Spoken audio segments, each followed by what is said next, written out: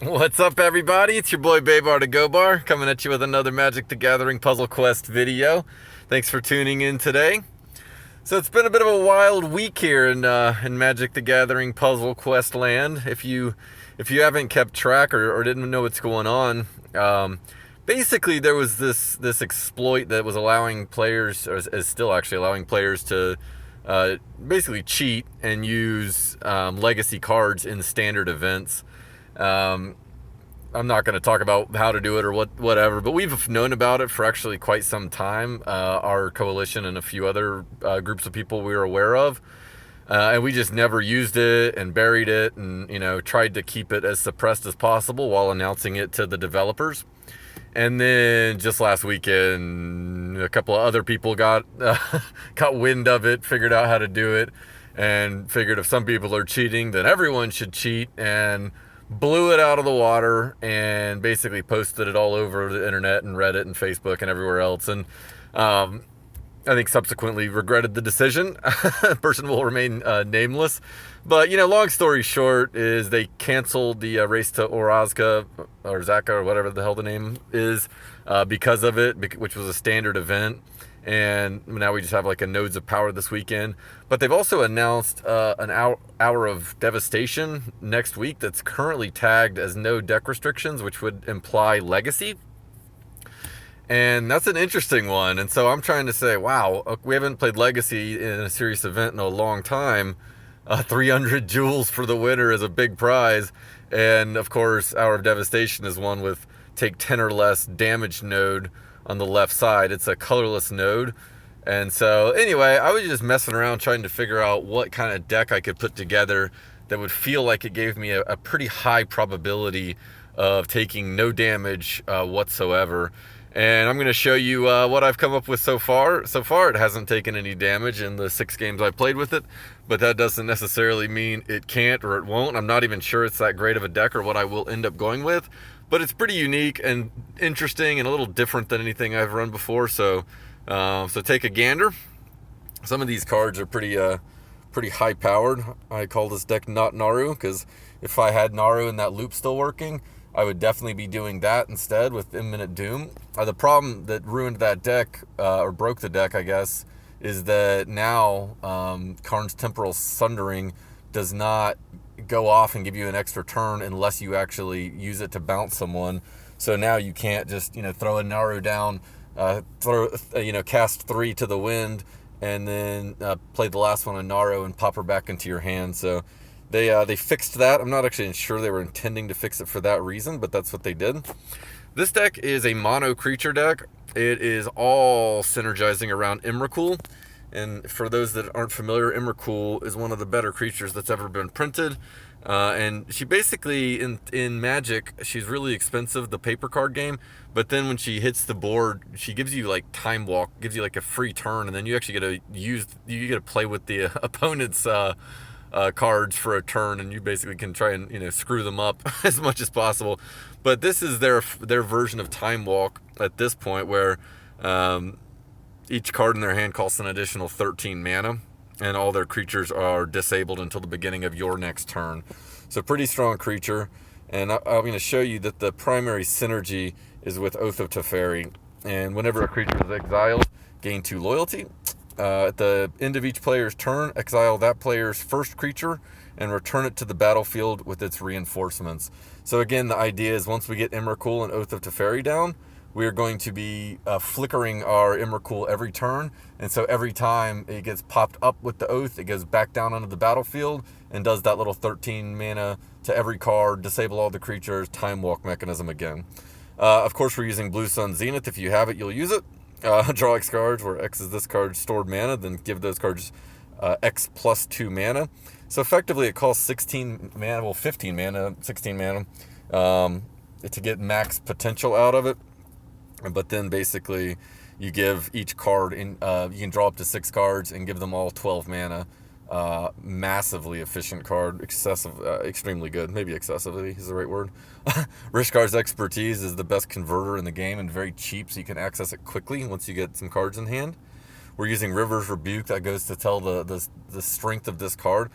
I'm not 100% sure if I should use it. I think it's probably the right idea to use it, but it's pretty expensive, and if you get 3 of these in your opening hand, you're pretty much done as far as the damage objective, unless you can really get some mana flowing quickly. We've talked about Oath of Teferi. The Immortal Sun, I'll probably sideline this. I'm not sure I need it against certain planeswalkers, but you do need it against stuff like Veraska, or, I mean, it's probably helpful against Koth to prevent him from going bananas. It's going to be good against Nicol Bolas 1, which I expect to see a lot of. So a lot of these walkers that have skills that can either kill your Emrakul or kill your Oath of Teferi or something like that, that kind of disrupt your flicker effect repeatedly, then the Immortal Sun is going to be the ideal way of stopping that. Thaumatic Compass is just a really solid card. Again, I'm not 100% sure. I might replace this with something like Murder or something. I'm not 100% sure, but the fact that you can put it on the board and draw new cards into your hand, and it basically sits there and waits for a creature to hit it, and then gets the disable effect, makes it really strong. If you don't know what this one does, it basically flips instantly. Very rarely there's not 8 or more gems of one of your planeswalker's colors. I don't really know even what that means with Karn. I guess any color counts because it always flips. And then at the beginning of your turn, convert 2 gems to loyalty gems. Not great. But then, changes their power to 0. Oops. All right. Gideon's Intervention. Again, I don't know if I'm going to run into some burn decks, but this is the best out there. Now, again, these burn cards costing an extra 13 mana every turn is going to be cumbersome for Greg. But if they do happen to get something out or a hasty creature, this is the best way to deal with that. Definitely the best for burn. This is another way to deal with those hasty creatures along with Thaumatic Compass.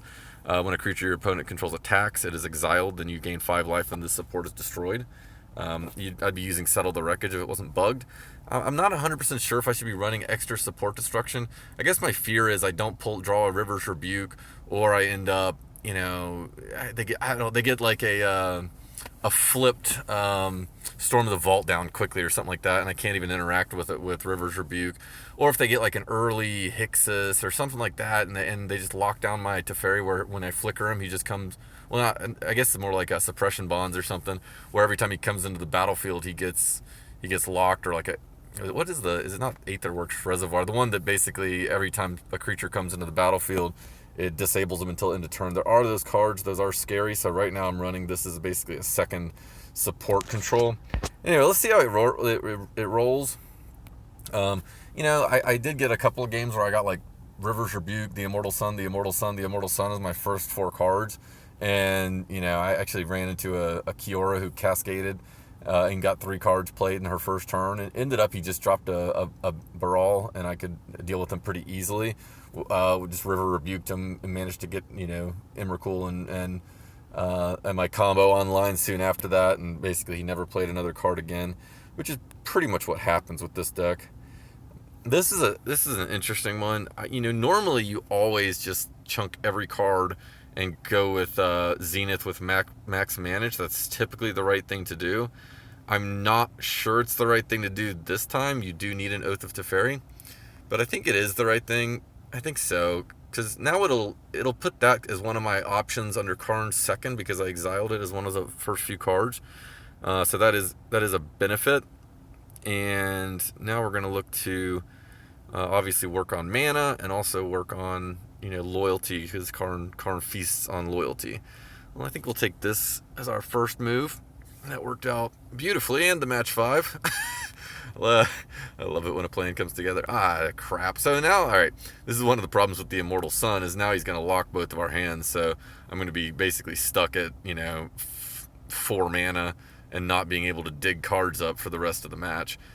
Very, very suboptimal. I mean, it is what it is, and I don't know. Now I can't use Thrawn's Legacy.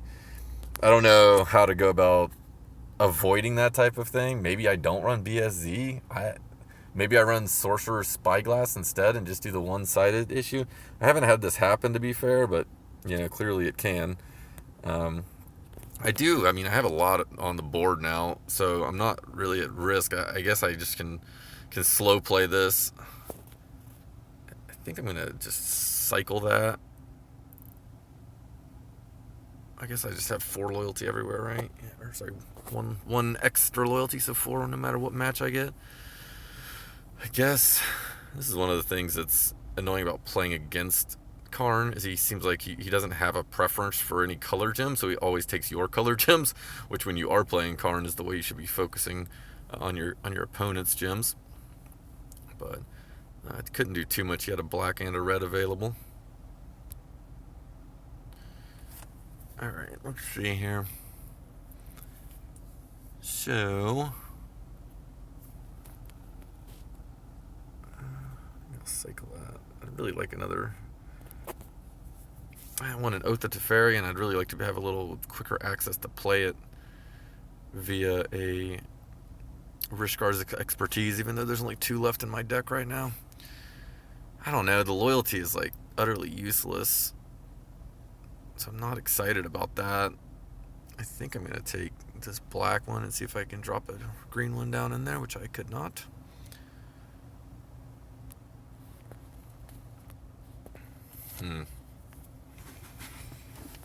Yeah, right. I don't really know here. I guess I just slow play the Emrakul still and then do that. I'm not sure.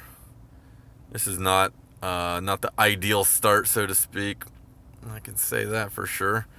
But again, there's not much threatening me. I've got Spires down, I've got Gideon's Defeat down, and I have an Intervention down. So I'm in a pretty good spot from just like a protecting the objectives standpoint. It's just kind of annoying to have to go really, really slow and not be able to dig through my library or access my exile stack. Well, there's my Oath of Teferi. So happy about that. I think I'll just chunk that one. I really just need to get these 2 in play, and then that's close to game over. I mean, you can always run into just an insane cascade, but you're gonna feel pretty confident once you have these 2, and I'll show you the combo. That's all the deck really does. I don't think it can win in any other way. I guess I could cast Karn's ultimate, but speaking of casting Karn's ultimate, don't. The problem with Karn's ultimate is that it gives you a separate creature, and when Oath of Teferi is interacting, it'll basically bounce between casting the. Okay, interesting. So my Immortal Sun is likely to die soon. That's not really what I want, so I'm gonna try and avoid letting that happen, and I'm just gonna assume whatever card he has can't do much to me in this state. He will get a full card this time, because I don't have enough for Oath yet. I'm kind of wary of this Tis breaking and then him being able to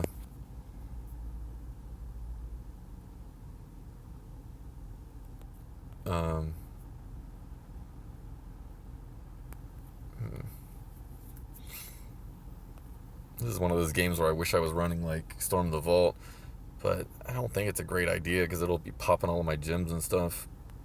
Let's not do that. Let's see if I can get 2 matches and go ahead and get my. Or is that cycling 1 or 2 now? I can't even remember. They changed it to cycling. Does it cycle 1 or 2? Let's see. Yeah, it cycles 2 even though it says cycle 1. Liar! That's actually kind of bad. Now I'm set back 2 turns if I don't get like a landfall or better. And I have nothing attractive. I kind of want to stay away from that right side to protect the Immortal Sun. I mean, I am just clumping them down slowly at this point. So this should probably go there. This feels weird to have Blue Sun Zenith in my hand for this long and not be playing it, but I do think that this is the right approach. And to be fair, I mean, honestly, this event might just be like mislabeled, and that's not actually what we're gonna get. You know, they might have just misprinted it. Maybe the patch is coming out or something next week. So, kind of interesting interaction there. I think I want to keep making sure that Immortal Sun is down because it will very, very much restrict him from being able to. I don't know if I'd be this cautious about breaking it if I was playing someone other than Vraska. but she absolutely will start pinging my supports if that Immortal Sun goes away, and that can be hazardous to my health, so to speak. So we're just going to keep playing the slow game. And you're seeing now every time Oath of Teferi bounces me, I make all of her cards cost 13 more. It flickers one of her creatures, which actually is damaging her, which is kind of funny.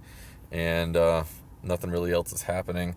I guess that's a little bit of a risk. I could have something, if they have something that every time it enters the battlefield, it does damage to me, like a boom ship, and I keep flickering it, that'd be bad. I mean, ideally, I'm trying to, like, prevent it from coming in the first place. But maybe that's a good reason to run Murder or something. Yeah, I might do that. Or maybe run, like, Sup Bonds so that when it hits the battlefield, or that, not Reservoir, but the right name for the one I was talking about earlier. How's that? Got a couple more swings here.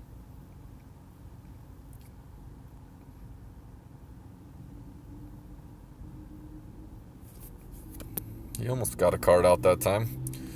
Not quite, buddy. I wonder, it'd be really cool if I could manage to pop the Immortal Sun right now and then recast another one. But that was not to be. So we are going to go ahead and max out our Blue Sun Zenith, play our Immortal Sun, play our Zenith, see what we get here.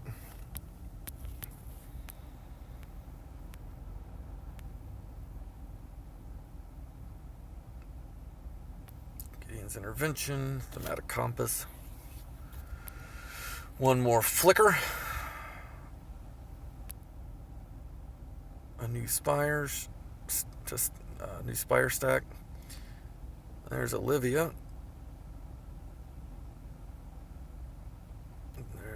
I guess I didn't have a Gideon's defeat down. It's funny. Well, at least he'll discard his cards. As you can see, the Gideon's Intervention is what disrupted that. So, I mean, this is not a toothless deck that I'm playing against. I mean, this is some legitimately scary legacy cards. And even though I had some really, I'd say, kind of bad luck, like if instead of, that Immortal Sun, being forced to play that, like I think I would have beaten him a long time ago. But, c'est la vie. So actually, all I really need is this. And the game's over. So let's try and play. I don't have enough mana to get there, do I? Oh yeah, I do. I forgot an Immortal Sun's down. Alright. This should easily do it.